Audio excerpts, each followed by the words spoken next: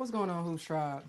I am just gathering my thoughts and I'm also testing my new software. I want to be able to go live with you all often. So, excuse this live as just a practice run if there's any lag or issues with continuity because I'm getting things together. I really wanted to take this time to share some thoughts about Natasha Cloud, engage with you all. It's been a minute. You know, if you've been keeping up with me on Facebook or threads, then you know I've been going through it with recovering from jaw surgery, from having three wisdom teeth surgically removed. I'm feeling a lot better than I was last week, so, no complaints on my end. I'm going to give it a few more moments before I begin talking about my thoughts on Natasha Cloud and her prolonged free agency because that's been the topic for today.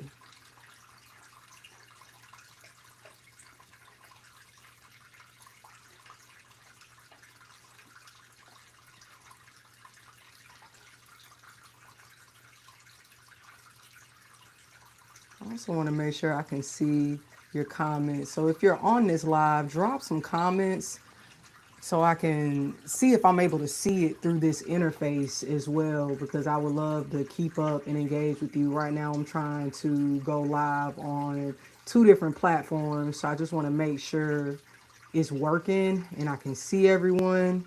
Okay, I can see some comments, so thank you. Thank you so much. All right, so now that we got a couple of people in the room, I just wanted to first and foremost say that I think it's unfortunate that Natasha Cloud does not have a WNBA team to call home at this juncture in her career.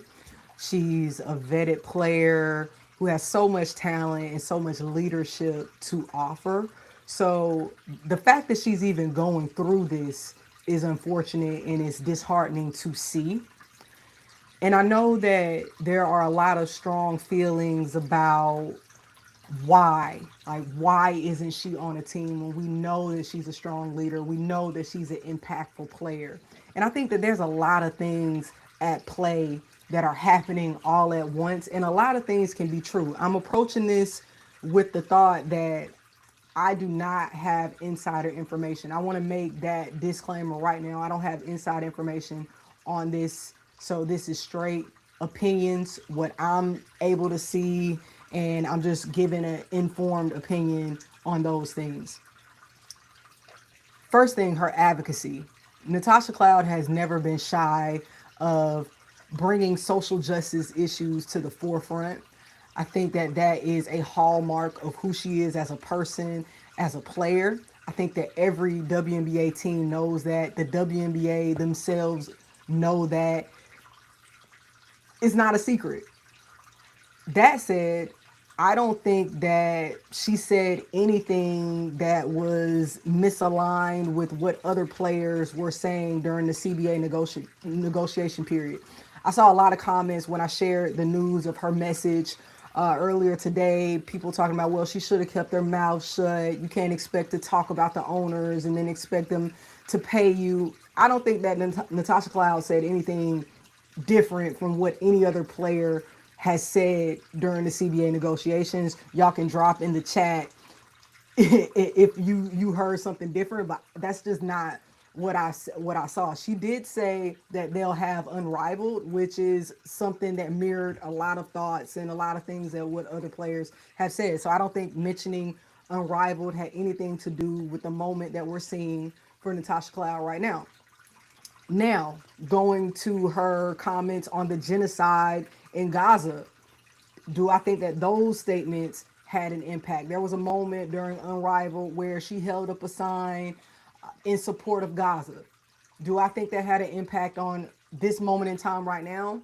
No. I see a lot of people comparing Natasha Cloud to Colin Kaepernick. And this is no disrespect to Natasha Cloud, but I don't think the advocacy that she's done at this juncture regarding Gaza is anything comparable to what Colin Kaepernick did with the NFL when he kneeled during the national anthem. He ruffled a lot of feathers with white supremacy in that moment. I don't think that her moment was anywhere near as big as Colin Kaepernick.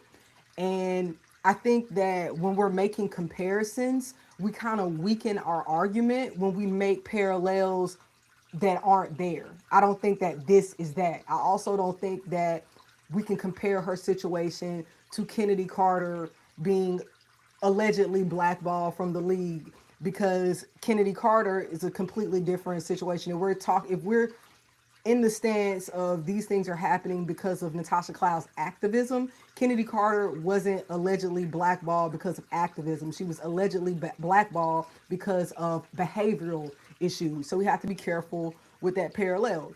So I don't think that we can, I don't think that those things are aligned. Now, if you want to say that she's a veteran, and with the new CBA, she has a vet max. Veterans are able to get that vet max. I think that now we're talking the right language. I think that while all those things, all her political stances are happening, what's also happening is the fact that the money is different now for all of these teams. She got traded to New York. And let's remember what actually happened. She was in Phoenix. Phoenix traded her to Connecticut. When she got to Connecticut, she felt that she was blindsided, and she did not like that move. She did not want to be in Connecticut. So Connecticut found a way, and she was moved to New York. Now, I don't recall every single detail of how that actually happened, but we know that she went from Phoenix, Connecticut to New York. Let's just say that. So now she's in New York. She got to New York. They underachieved last season. New York underachieved in a lot of people's eyes. They had a frustrating season. I was not expecting New York. When New York acquired Natasha Cloud, I thought that that was a sure, oh, New York is about to be in the finals. I thought that that was a great addition to add alongside Sabrina Ionescu, to feed Brianna Stewart, to feed JJ, but it didn't work out, and they underachieved, and she didn't have the season that we anticipated her having. Now with the new CBA, and now New York has a new coach, they're looking in a new direction. They don't re-sign Natasha Cloud. Okay, she's just had this stint in Phoenix. Phoenix moved on from Natasha Cloud. New York has now moved on from Natasha Cloud. And now she doesn't want to go back to Connecticut, or I don't know if she doesn't want to go back to Connecticut, but I know that if I was in the front office for Connecticut, I wouldn't want to re-sign Natasha Cloud, or I would have some hesitancy just because she never gave Connecticut a chance. She just flat out said, I don't want to be with this team, essentially. So now you have three teams that are, off the board. So now we look at the makeup of the rest of the league. At this point, there are so many teams that are full. We look at, people keep mentioning the Aces. I don't see a roster spot for the Aces. The Aces have so many guards. Even with the news of Dana Evans being out indefinitely with a lower leg injury, the Aces still have plentiful guards, and then they don't have that salary, they don't have that cap space to give her that vet max if that's what she's looking for. Because even with the messaging that she's offered today, it was essentially a thank you to the fans and for support. It did not give us any insight as to what she actually wants in this situation. So assuming that she might want that vet max, the Aces are out. I think that Atlanta is full on guards. The only place that I can really see her possibly going and it making sense is first Washington. I think that Washington could want a veteran guard because they have such youth in their guards. But I think that Washington also has made it clear that they're going the youth route, that they want youth. And so there may be some misalignment there.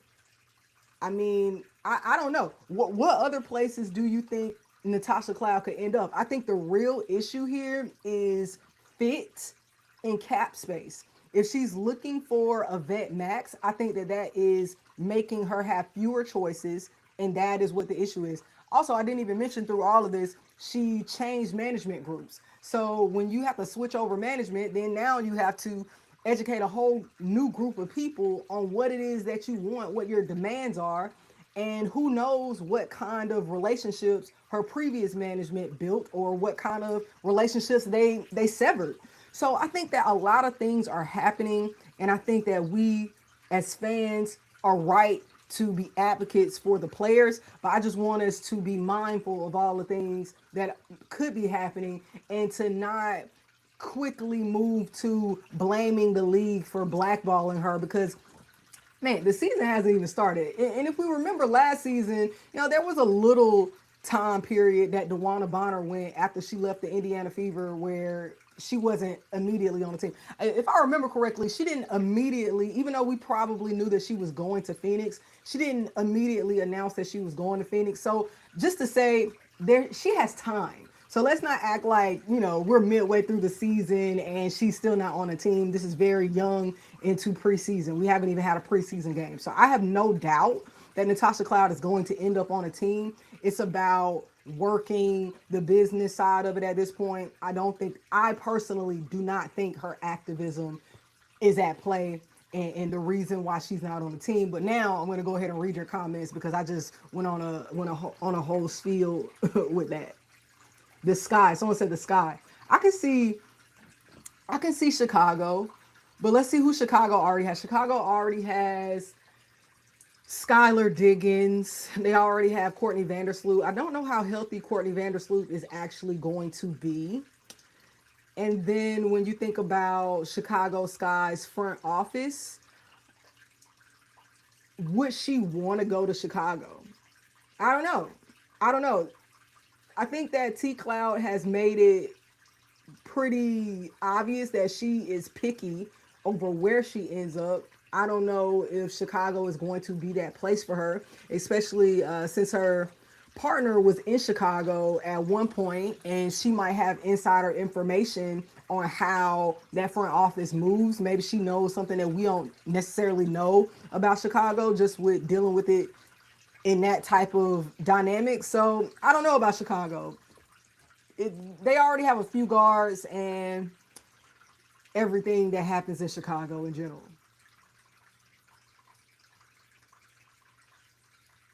Let's see. I was thinking she may have been asking for more money than teams are willing to give. Exactly. Exactly. I think that's really what it is. I think it's a money situation. I don't think that she's being blackballed for her political views. However, we don't know. I don't know. I don't have any insider information. She has not shared a lot about this. I do hope that she lands on her feet in a good organization, because I still think that she has a lot of game left to give. Or maybe the Portland Fire. I don't think they have a strong front court as of right now. I think that the Portland Fire are gonna be a bottom team. I think it might be them in Connecticut fighting for the bottom. So I could definitely see the Portland Fire being a team that she could land on. I don't really understand their roster. Like, since you brought up the Portland Fire, let's just look at the Portland Fire roster, because the last time I checked, I didn't really understand. I'm sure like a lot of you look at a roster and then you're trying to understand the coach's game plan. Like, what kind of basketball do they want to play? And I'm still trying to figure out what the Portland Fire, what their game plan is. So we look at them. My favorite player on their roster thus far is Bridget Carlton. I hated to see her leave the Minnesota Lynx. She was a very, very strong glue player for them. So they have Bridget, Sarah Ashley Barker, who's a sophomore now. I think she gave some valuable minutes to the Sparks. This might be a good fresh start for her to step up even more. They have Chloe Bibby. uh, Frida Buhner, forgive me if I mispronounce that, Maya Caldwell from Atlanta, Emily Inksler, who's a decent forward from Washington, Louisa Geisler Soder, strong center, Megan Gustafson, another strong player who I'm interested to see in a new system because with the Aces, I always felt like Meg could give more than what she was giving to the Aces, and I say that, and I echo that same sentiment for Kia Stokes, and I'm excited to see what Kia Stokes does with the Golden State Valkyries because every player I believe is gonna play different in a system. System matters. So when we're judging players, we sometimes have to zoom out to see what was at play. Meg was on a team with Asia Wilson, and so she doesn't have to put up as many numbers. Some players are impacted by touches and by how many shots they can get off. So if she's a rhythm shooter that needs to really shoot more volume to get her shots to fall, playing in a system with the Aces who already have a 1 through 4 option is going to be difficult for her to produce in a way that she probably could. So I'm interested to see if that changes with the Portland Fire. They also have Haley Jones, who I really liked Haley in Dallas. I thought that Haley Jones was one of the best things that Dallas did.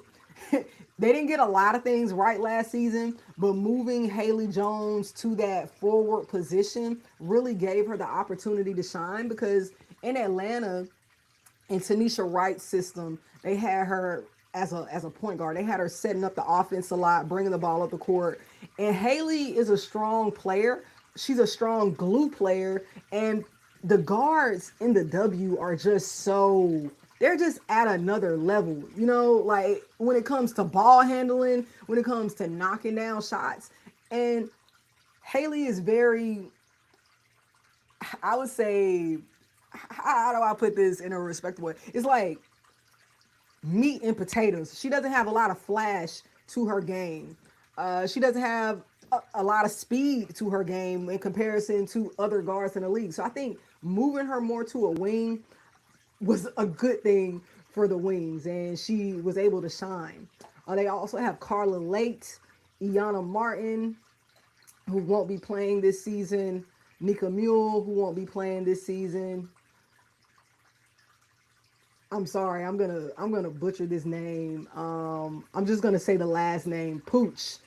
Nyadaview Pooch. Think I'm saying that right. I don't know much about that player at all, or anything about that player at all. They also have Carly Samuelson, who I'm interested to see how she works as well because I was looking forward to her with the Lynx, to be honest. Like when the Lynx made that move for Carly Samuelson, I'm like, oh, that's going to be tough because the way that she's able to knock down the three, I thought that she was really going to be able to spread the floor for the Lynx, be that perimeter X factor for them, but she just did not deliver. And then she also had to battle through some injuries. So I'm interested to see what she looks like this season. They also have Kamaya Smalls, Suge Sutton, and Sarah Williams. So again, a lot of players. I know what they can do. All these players are respectable role players from their previous teams. I think that Maya Caldwell will get a chance to shine because she had some very big moments with the Atlanta Dream. So I'm interested to see what Maya and Sarah Ashley Barker are able to do in that guard role. I'm interested to see if Portland utilizes Haley Jones as a forward or if they move her back to the point guard. I don't know. I'm interested. Let's see. What are y'all saying in the chat? Thank you to everyone who's tuning in now.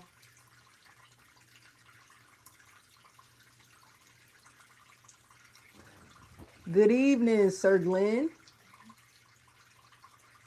Let's see. Do the Sky have the money that she wants? And that can be a real big issue now, so her teams may be limited in information. Yup, exactly.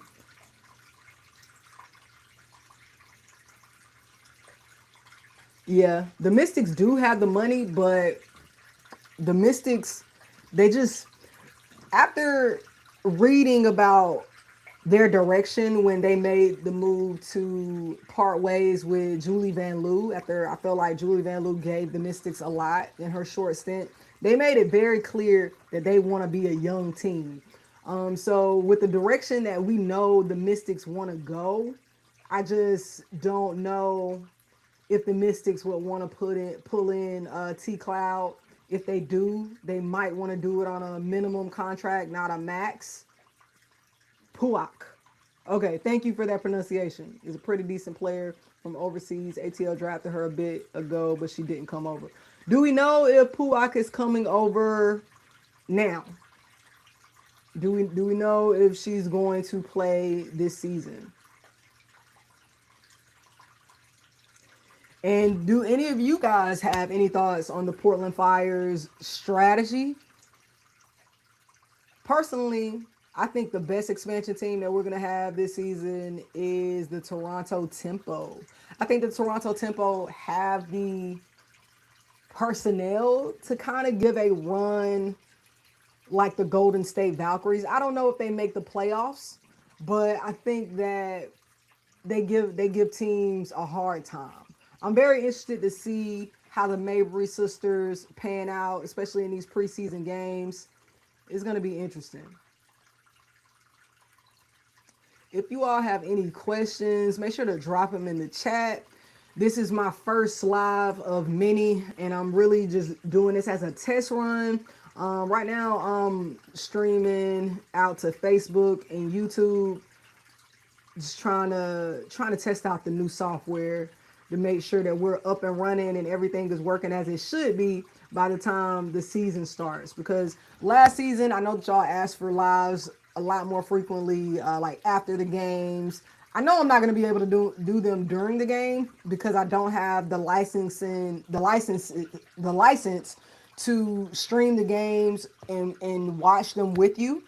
And I don't want to not be able to view the game on screen with you all while streaming. So when I acquire that license, I'll make that happen. But until then, I won't be doing that.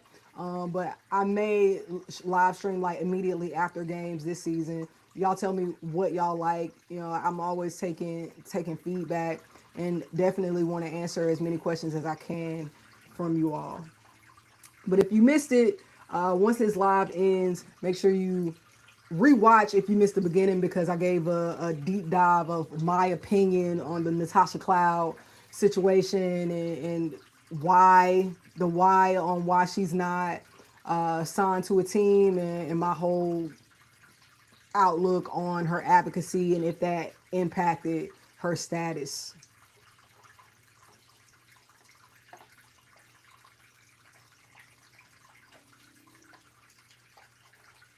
Oh, didn't know I can do that. Okay, so now I'm just playing with things. So if you had any questions on how to pronounce Puak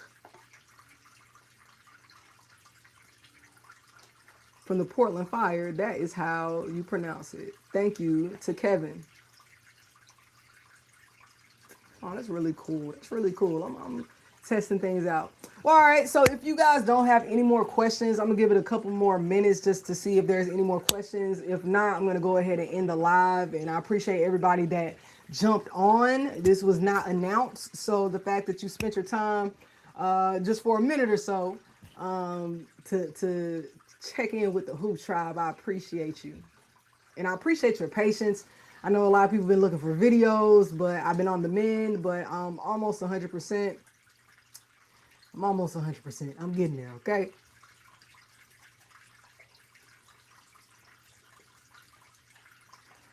All right, folks. I appreciate the love. I see there's no more questions, so I'm going to sign off for now.